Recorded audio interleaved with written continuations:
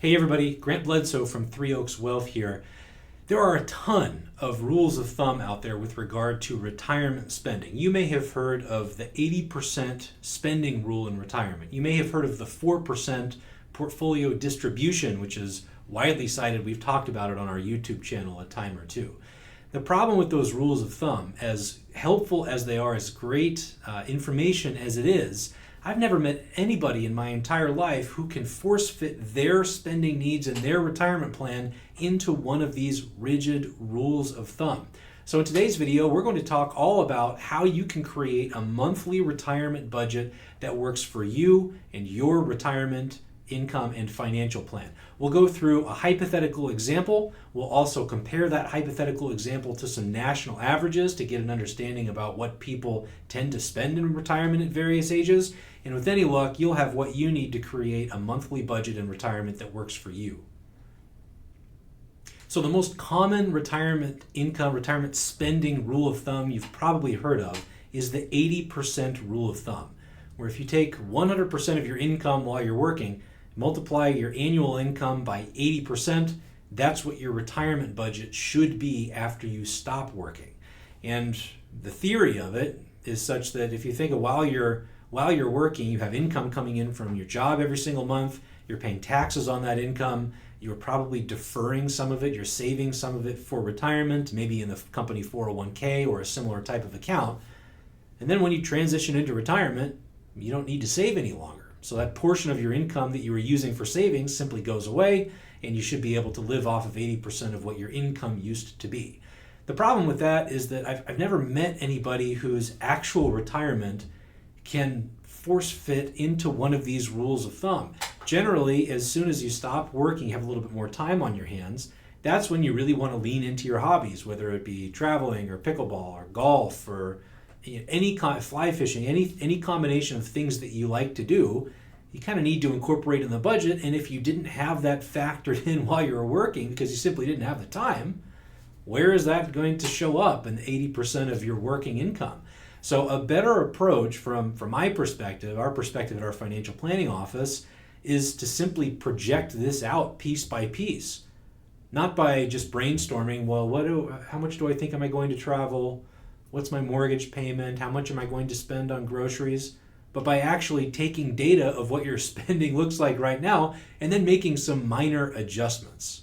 Because if you just come up with it from the clear blue sky out of thin air, you're likely to be farther off. It's likely to be wrong. So let's go through a hypothetical example of how this might actually work. So here's a hypothetical budget that we put together on a spreadsheet for comparison's sake here to start our video today. Now, I mentioned that it's always more effective to use actual information, actual numbers, than it is to just try to remember what you're spending on various categories.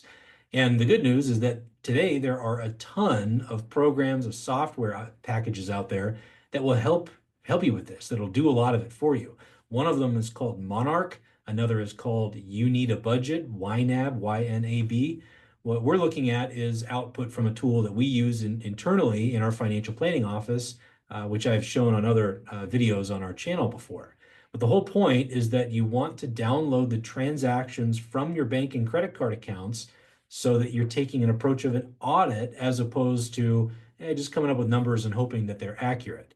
So what we're looking at here is 3 months worth of data downloaded from a hypothetical client in our financial planning tool.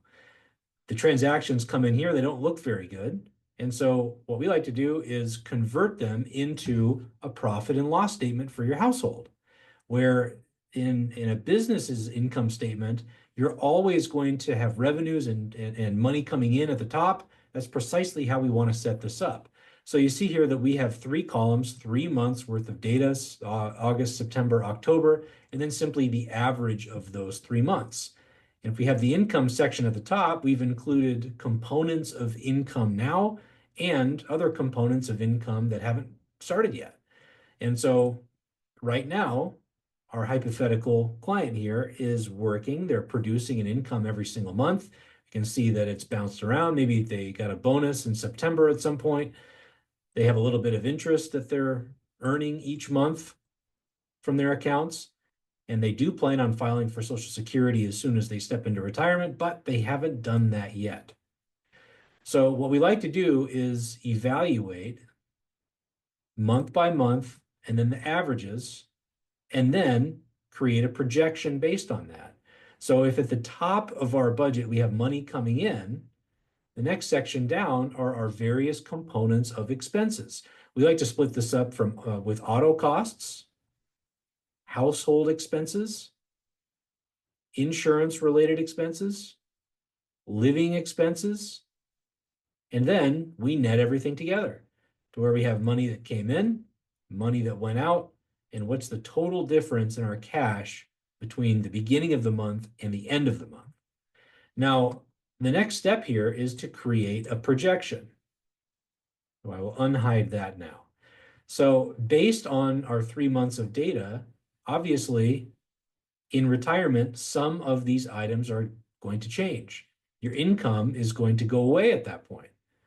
Your interest income will probably remain the same, but in this couple's example, they're planning on filing for Social Security right after they stop working, and that's going to produce $3,750 a month between their two benefits. So their total money in would be $3,850. Now, on to the components of expenses. Right now, they might have a car payment, but they're expecting to pay that off before they retire, so that will go away. They have some fuel costs right now, but after they retire, they want to drive around a little bit more, travel regionally, so that might change. Auto service, auto registration. These are not usually expense items that pop up every single month, but they're something we absolutely need to budget for because they will pop up. And if you don't have a line item in there, it's easy to overlook them. So the whole point is in our projection column, we're going through piece by piece and just setting our expectations for what we think we're going to spend across each category after life changes when we step into retirement. And in this couple's example, they're going to have a mortgage payment after they stop working. They're not going to change their phone or their internet or their cable packages. Their electricity and their energy is going to remain about the same. But you can see what we did here is these numbers jump around a little bit month to month. So based on this information, we need to make an educated guess surrounding what those costs are going to be after we stop working over a 12-month period. And here we're in California, where I live, energy is a lot more expensive in the summertime than it is in the wintertime. You're consuming more of it, and we need to factor that into the equation. So on an annual basis, what's your average monthly spend considering summertime heat and wintertime heat and the degree to which you're using your air conditioning and so forth? Maybe right now, while our couple is working, they have a professional house cleaner come in, but they plan to clean the house on their own after they stop working and have some more time. The other thing that's going to change, maybe they have a life insurance policy right now. They might not need life insurance after they stop working. Technically, they're financial independent, so they probably don't, but maybe they have a permanent policy that's paid up at that point. Maybe they have a term policy that they need now, but will not after they stop working. That's going to go away. And of course, health insurance here, which I skipped over. Maybe their workplaces are paying for their respective health insurance now, but when they go on Medicare, they have parts B and D to pay for. They might have a Medigap policy that could be $1,100 or $1,200 a month based on which plan they decide to sign up for. Now, in our living expenses area, these are the monthly expenses that tend to be more volatile month to month. Your insurance premiums, your household expenses, those are going to be a little bit more consistent. Your living expenses are generally going to bounce around. We need to eat every single month, but here in this example, maybe our couple spends about $1,000 a month on groceries, but maybe they had a bunch of family come stay with them. They spent more in September. Maybe they're spending money on clothing right now. They have fancy jobs. They need to buy work outfits that we're expecting that to go down after they stop working. That's another lifestyle change. Right now, they haven't traveled recently, or at least in the last 3 months, but they want to after they stop working. So we need to add that in too. So the whole point, again, is that we're reviewing the last 3 months worth of data and then making an educated guess category by category toward what they might expect to spend in retirement. And here is another helpful output of this is not only can you establish a reasonable retirement budget by doing this, starting with what is your budget today, and then making adjustments line item by line item based on your expectations of what life changes you'll go through.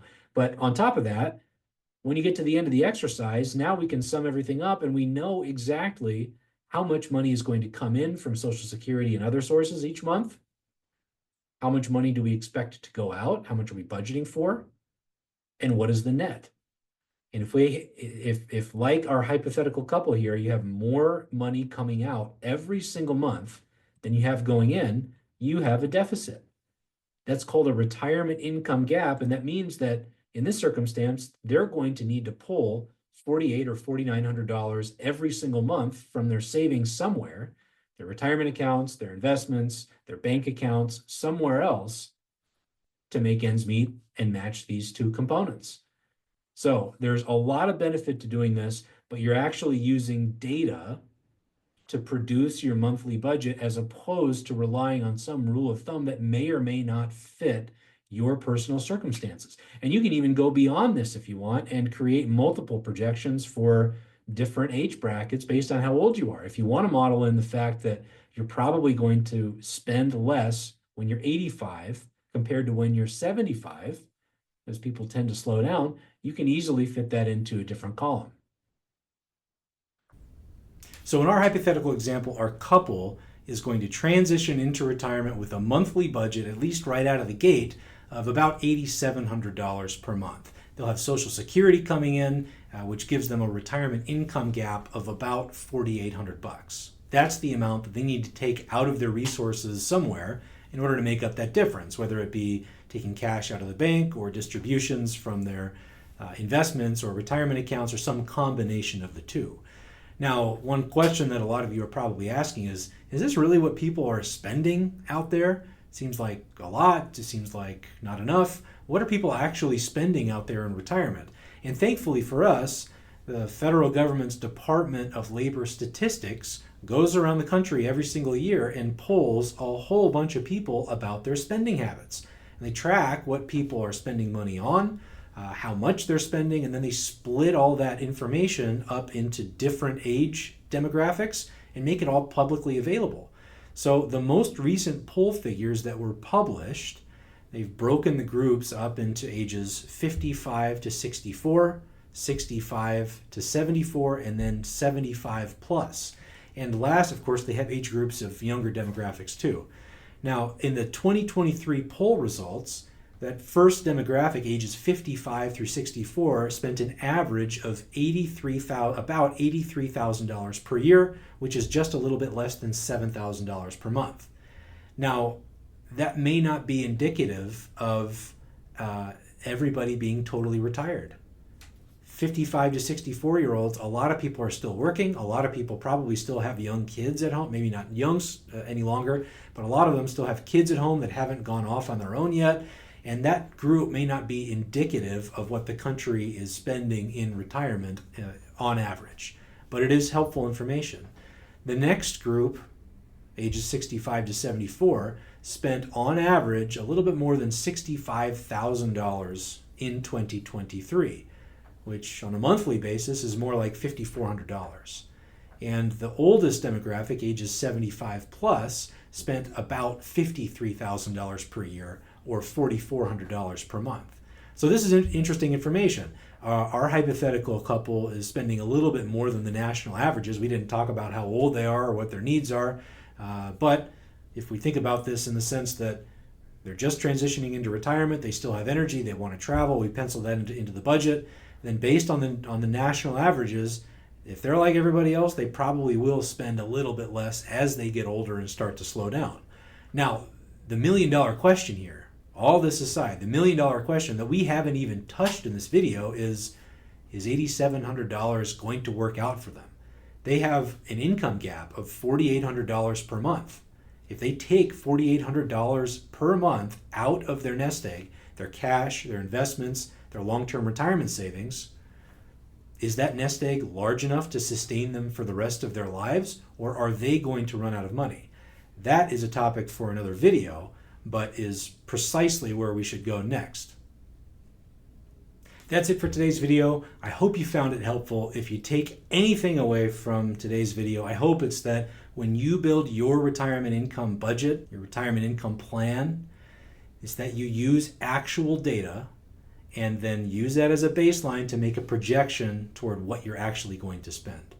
If you think you want to take 2 trips per year, you can forecast what that is.